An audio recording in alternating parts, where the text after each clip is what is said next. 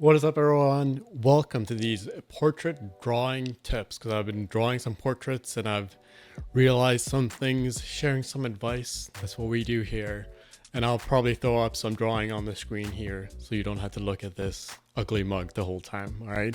Tip number one, isolate and focus, right? So this is especially important for people that are starting out, right? As you go further down the road, you might not have to do this as much. And what I mean by isolate and focus is to pick the thing that you're working on. Let's say you're just starting out. I would recommend starting with the head shape, right?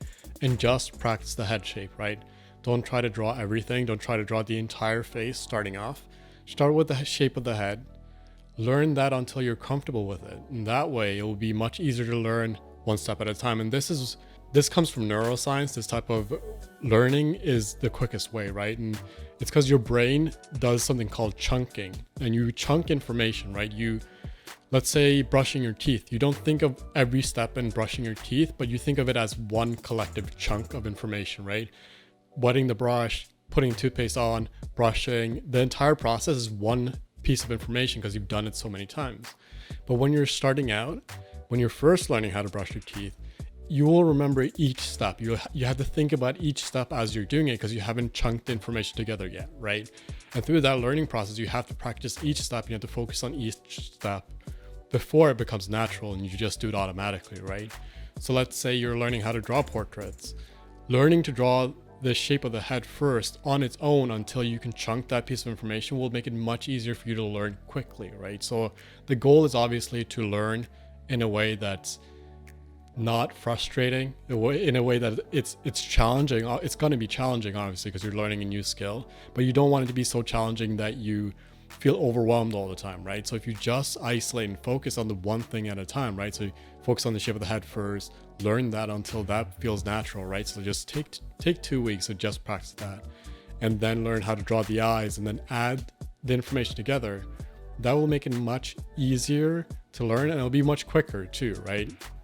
This process helps you avoid building bad habits, right? So, because what will happen if you try to learn everything at once is that you might start ignoring mistakes because you can't process all the information all at once, right? Obviously, take that with a grain of salt, right? You might want to switch back and forth, right? So if you practice each element separately, you want to start combining and do it all together, and then figure out what mistakes you're making consistently. But start out by isolating and focusing on one element at a time until you're comfortable with it.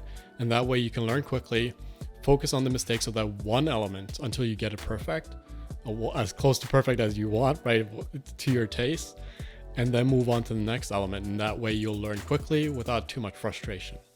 And that's tip number one. Tip number two is to race more and start over when you need to, right? So this is really important, and this is something I wish I did more of. Don't ignore mistakes, right? If you make a mistake, erase it, start over, and be forgiving with yourself, right? If you have to start over the entire, like let's say you spent 10 minutes drawing a face and you realize, hey, these angles are completely off and it's not worth erasing, I might as well just start over, right? You can repeat this process over as many times as you need to, right? You're not losing anything by starting over. There's nothing on the line, really. Like, drawing is such a low risk hobby, right? You're not going to get hurt by erasing, right? So just erase as much as you need to, and always seek out mistakes, right? And the whole point with erasing more and being okay with erasing more is that your brain will be looking for mistakes because you want to find them. You want to erase and create the best drawing you can, right? Never feel ashamed about erasing.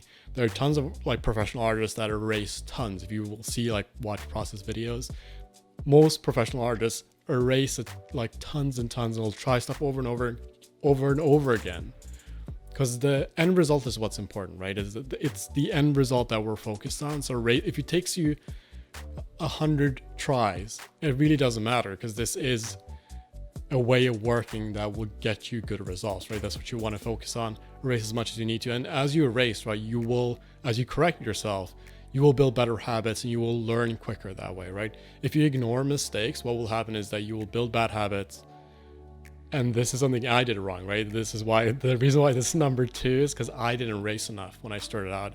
I built a lot of bad habits, and now I'm spending all this time trudging through and relearning. I'm basically reteaching myself things because I didn't learn it properly the first time, right?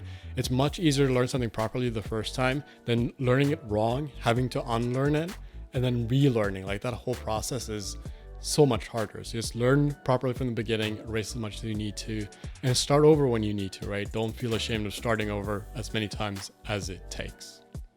Tip number 3 is flip the image, right? So if you draw a face and you're working digitally, you can just flip the canvas. If you're working traditionally, you can take a photo on your phone and use like a software to flip the image, right? So you can see it the opposite way around. Or you can just, if you're drawing on loose pieces of paper, you can hold up to the light so you can see the other side, right? So you're flipping the image. The reason why you want to do this and get in the habit of doing this is that as you draw a face, your brain becomes used to that drawing and you'll stop seeing your own mistakes. And this is a really useful way of seeing your drawing again, like seeing it as a new drawing, right? So as you flip the image, you might notice mistakes that you didn't notice before, right? And I see this a lot in my drawings where one eye will be higher up than the other. And when I flip the image, I see, oh, this eye is way higher than it should be. It should be a little bit lower. And this is a consistent mistake I see, but I only see it when I flip the image.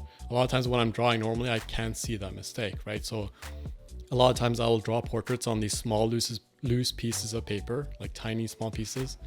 And I'll turn it over and hold it up to the light so I can see it through the paper and I can see it flipped over, right? And this is a good way of catching mistakes. You want to catch your bad habits as soon as they form, right? The sooner you can catch them, the easier it'll be to fix, right? If you do a mistake over and over again, the more ingrained that becomes, right? So in tip number 1, I talked about how your brain chunks these habits because your brain wants to create the most efficient way, right, of doing something. Therefore, it will chunk all this information. And that includes bad habits, right? Your brain doesn't know whether or not you're doing the right or wrong thing. It just knows that you're repeating this pathway in your head, right? You're shooting off those same neurons. So it wants to make those connections quicker and it'll chunk those pieces of information, even if they're the wrong pieces of information, right? That's why bad habits form, right? Your brain doesn't know the difference. If it's good drawing or bad drawing, your brain won't tell you unless you seek out that information, right? And a way to seek out that information is to flip the image. The more you flip the image, the more your head will see, oh, I'm making this mistake, make note of it, try to fix that mistake over and over again. And it might be really painful, right? At least for me, it feels a little bit like, oh, I thought this face was good, but now I see all these mistakes, and that's frustrating. But always keep the long view in mind, right? A little bit of poison now to build up that resistance, right? It hurts a little bit now, but it's better for you in the long term, right? It's eating your vegetables, basically. Flipping the image is like eating your vegetables. So flip that image, seek out mistakes, right? That's a common theme in all of this, is you want to see where you're going wrong as quickly as you can so you can fix the mistakes and improve your drawing quickly over time, right? So that's tip number 3, flip the image. For tip number 4, you want to do less shading. Now let me explain this, right? This is for early in the process, right? If you're just learning how to draw faces, spend less time shading, because the reason why I'm saying this is when you're learning how to draw faces, the hard part is the structure. It's the initial lines. It's just the contour lines. That's the hard part of drawing portraits, right? So this obviously doesn't apply to painting portraits, but if you're drawing, you don't want to spend a lot of time shading, because that's not the hard part. The shading stuff is kind of easy. At least that's the part that becomes easy to learn, right? It's the structure that's hard. It's actually putting on the initial lines that's the hard part. And I feel like most people know this, especially if you're new to drawing. It's the beginning part of the drawing that's really difficult, right? And once you have the basic lines, adding a little bit extra shading and stuff, that's fairly easy and natural to do. But it's the structure that's hard.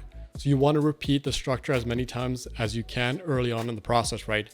I've seen a lot of artists spend a lot of time just shading and not improving their underlying structure. And it's the underlying structure that's important, right? A good drawing looks good very, very early on in the process, right? Look at artists like James Jean or any artist you like, right? If you look at their rough drawings, they look pretty good. Like the structure of it is really nice already, even before they start painting and adding tons of shading. The structure of it is good. And that's what you're building on top of. You want to think of the initial drawing as the foundation of what you're making, right? You're building a house on top of this strong foundation. The shading is kind of like the upper parts, the ornamentation. That's not what's going to hold the piece together, right? The thing that's going to hold the piece together is the initial structure, right?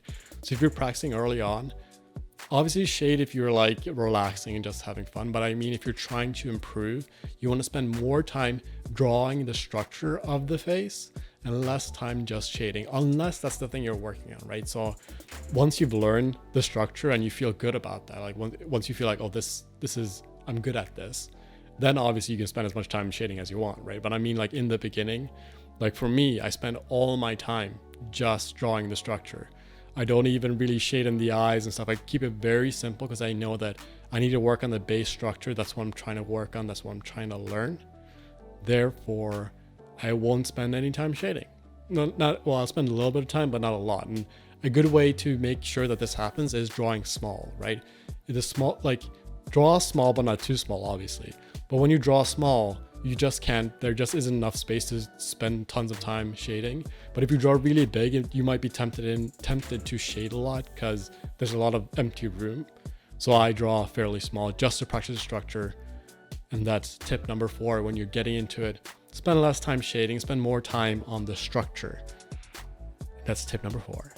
Tip number 5 is to find references you like, right? And this is one of my pet peeves in the art community. And a lot of art teachers will tell you just to draw from photo references, that you're only allowed to draw from real faces and this and that. I disagree with that. I think you should draw from things that you like. Like if you're inspired by a specific artist whose faces you like drawing, you can copy those faces, right? And learn from them, right? You want to use references that you actually enjoy using. And I think there's a lot of pressure to create drawings that feel realistic. But if you don't actually like realism, if you have no interest in drawing realistic faces, why would you use realistic references? And there is a benefit to learning anatomy from realism and then applying it to a stylized version. I know that like that's true, that it is useful to use real photo references and then switching over to the stylized version, and there's utility in that. But you still want to use references that you actually like. Like don't ever force yourself to use references that you don't actually are. If you don't like the thing that you're drawing, then why draw it, right? The whole point of this is just to have fun. So if you're not having fun, you're doing it wrong. Like that's the only way to do art wrong, is not enjoying the process and using references. Like if you feel pressure to learn realism and you keep using references you don't like, then don't do that. Obviously, if you're interested in drawing realistic pictures, use realistic references. But if you're not, then just don't, right? And I know that's kind of going against what a lot of art teachers will say, is use realistic stuff, learn from realism, and then apply it to stylized stuff. And I agree with that. But you don't have to do that. There's tons of artists that don't do that and are still fine, right? So keep that in mind. Use references that you're excited about. Like if you see a drawing of a face that you think, oh my God, that's amazing, then use that as a reference, study that, right? Because you like that.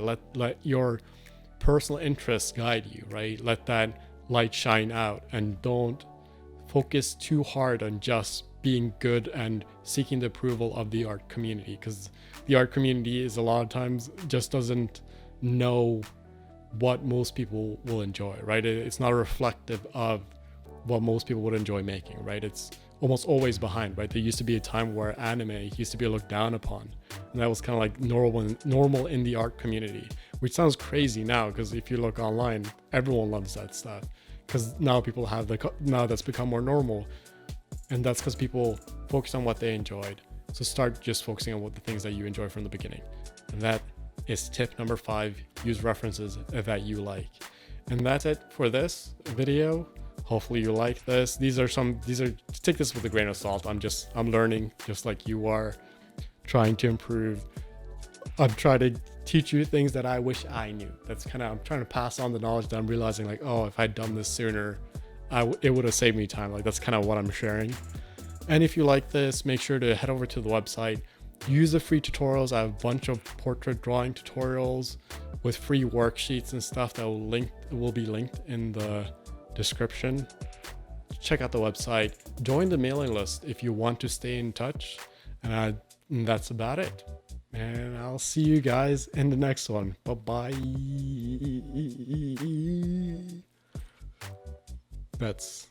That was too weird.